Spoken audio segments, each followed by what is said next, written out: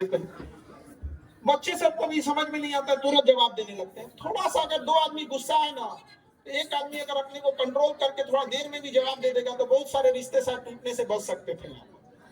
जितना बेहतर आपको अपने रिश्तों को बचाना होता है, जितना जरूरत से हम अपने परिवार को समझ सकते हैं, शायद तीसरा आदमी नहीं समझ सकता है।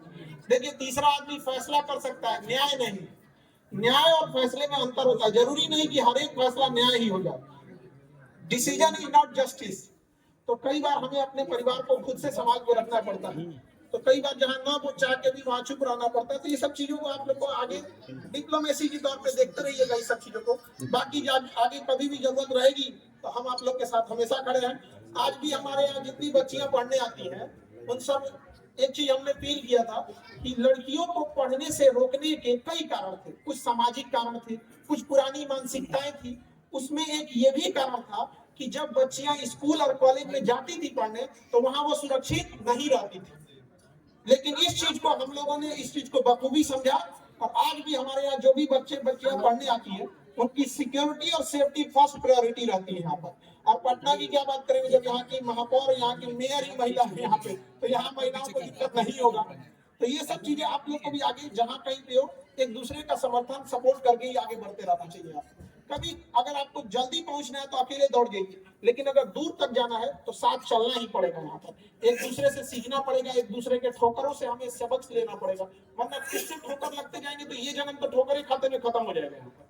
तो अपने अगर कोई सामने वाला आदमी हमसे अनुभवी है, कुछ समझाता है, तो जरूरी नहीं कि हमेशा हम ही सही होंगे।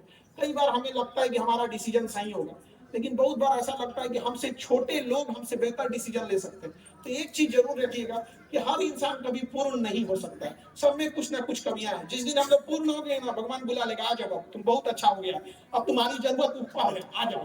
तो पूर्ण नहीं हो सकते हम लोग। और कोई इंसान एक दूसरे से, हर इंसान एक अपने आप में यूनिक है।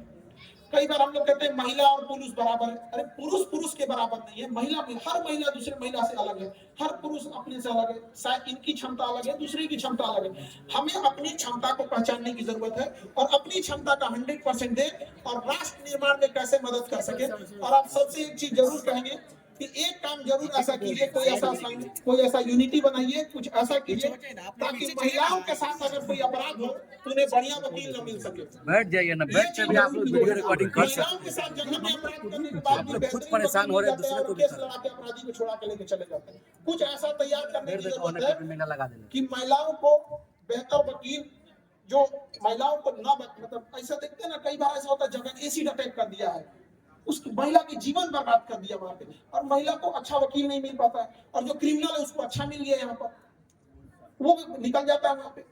तो ऐसा हम लोग को भी करना चाहिए। राष्ट्रीय लेवल पे भी एक से एक वकील है, उनका भी एक कम से कम कर दे कि भैया हर वकील अगर ये कह दे कि बेहतरीन वकील की एक केस हम लेंगे, 2 केस लेंगे, तो शायद महिलाओं को एक अच्छा परमानेंट साथी मिल जाएगा और उन्हें लगेगा कि कानून की लड़ाई में वो अकेले नहीं है। हमारी शुभकामनाएं आप लोगों के साथ। हम लोग भी जितना हो सकेगा हम जरूर करेंगे। हम लोग शिक्षा के माध्यम से आगे बढ़ाते हैं और आज हमें गर्व की महसूस होती है कि हमारे जो पहले के समय में जब हम लोग पढ़ते थे तो विद्यालयों में महिलाओं की स्थिति बहुत कम थी, बहुत कम उपस्थिति थी। आज ऐसे ऐसे विद्यालय हो गए हैं जहां महिला और पुरुष बराबर हो गए हैं। कई जगह तो टोटल महिला कॉलेज ही है। पटना में तो विमेंस कॉलेज की कमी नहीं है। और हमेशा याद रखिएगा, समाज में उसी इंसान का सुना जाएगा आगे जाकर जिसका विद्यालय में वर्चस्व है। अगर विद्यालय में 50-50 महिलाएं हो गई तो आने वाले 10 से 20 साल में समाज में उनका प्रतिनिधि भी 50-50 होगा। वहां पर किसी भी समाज का, किसी भी पौधे का पहले एक बीज लगाया जाता है, उसी तरह व्यक्ति का बीज विद्यालय से लगता है।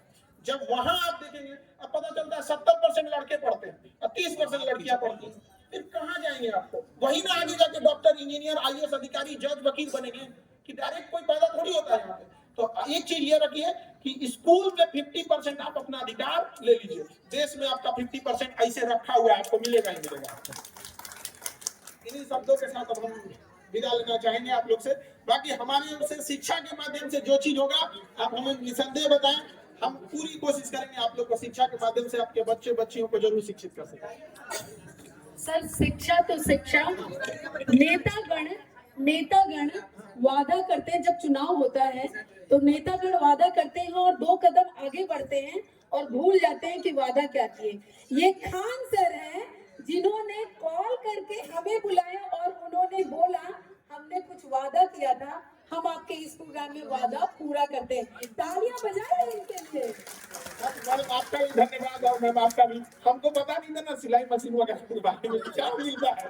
हम बोलते हैं किसको, हम बोले एक आदमी को सिलाई मशीन चाहिए तो कह रहा क्या करिएगा आप। तो अब कहाँ से लेना है, तो इन लोगों ने भी काफी हेल्प किया। और जितने लोग समाज में पिछड़ जाते हैं उन लोग का महिला विकास मंच काफी आगे मदद करता है। बहुत सारी ऐसी महिलाएं थी, शायद उनको ये मंच न मिल पाया होता तो आज वो अपनी बात नहीं रख सकती थी। तो ऐसे महिलाओं की आवाज आप बनिए। लेकिन एक चीज हम जरूर कहेंगे कि जाने अनजाने में एक चीज ध्यान रखिएगा, कहीं किसी गलत का साथ ना हो जाए। इसलिए हमेशा कदम पे कदम फूंक के चलिएगा यहाँ पे, क्योंकि एक बड़ा साथ जो होता है ना, कई बार होता है ना कि आशीर्वाद मिल जाता है किसी किसी को, गलत आदमी को आशीर्वाद न मिल जाए। कभी कभी भगवान लोग भी ना भावनाओं में जाके गलत व्यक्ति को आशीर्वाद दे देते थे, अभी भगवान लोग माथा पीटते थे। तो भगवान थे, उन लोग का सोल्यूशन कभी भी मिल जाता है। हम लोग फंस जाएंगे, लोग कभी सोल्यूशन नहीं मिलेगा। तो आप लोग के पास अगर संगठन है, शक्ति है, तो एक बार जरूर सोच समझ के आगे बढ़िएगा। कहीं ऐसा ना हो कि गलत का आप लोग साथ दे बैठे और संगठन के आड़ में वो व्यक्ति सफल हो जाए, चाहे वो महिला हो या पुरुष हो। इसलिए एक बात का हमेशा ध्यान रखिएगा, जितना आप आगे बढ़ेंगे एक्सपेक्टेशन उतनी बढ़ेगी और टांग खींचने वालों की संख्या उतनी आगे बढ़ेगी। बड़े छाले थे उसके पांव पे, लगता है उसूलों पे चला होगा। तो ये उसूल पे चलने वालों को पैर पे छाले गिफ्ट में मिलते हैं। ये गिफ्ट चाहिए तभी ये इस रास्तों पे चलिएगा, अदरवाइज में तो आप घर में बैठेंगे तो कोई बोलने वाला ही नहीं है। वैसे समाज इसी भी चीज में तो लगा ही हुआ है, लोग घर में बैठ जाए। अल्टीमेट उनका कहना क्या, आप घर में बैठ जाइए, सुबह से शाम तक रोटी बेलिए, खाना बनाइए, बच्चों को पढ़ाइए, स्कूल भेजिए, घर की सफाई कराइए, घर की रिस्पॉन्सिबिलिटी लीजिए। अगर हस्बैंड के पास पैसे खत्म हो गए तो उसी सामान में से जो 2-2 4-4 पैसे काट के रखी थी उसको दीजिए। अब बदले में सुनने को क्या मिलेगा, पैसा काट के रखती है, घर में करती क्या हो, दिन भर काम क्या है। इतना करने के बाद अगर कोई कहता है कि काम क्या है तो अजीब लगेगा भैया, यहाँ पे फिर घर क्या है यहाँ पे, समझ रहे हैं आप यहाँ पे। तो थोड़ा बहुत आप लोग कभी इस चीजों को हम समझ सकते हैं, सबकी लाइफ में स्ट्रगल्स होते हैं। तो हम महिलाओं के लिए क्या, ये पहले मंच नहीं था, अब तो आप लोग की बात करने के लिए भी मंच भी है आपको। बाकी आगे आप लोग को ढेर सारी हमारी शुभकामनाएं, और आगे आप लोग ऐसे बढ़ते रहिए, अपने बाल बच्चों को पढ़ाने लिखाने में हमेशा कोई कमी नहीं छोड़िएगा। हमारे भाई शादी कब कर रहे हैं? ऐसा नहीं कि हम लोग सर मंच पे ही रहेंगे हम लोग, पहले जिनको जिनको चाहिए।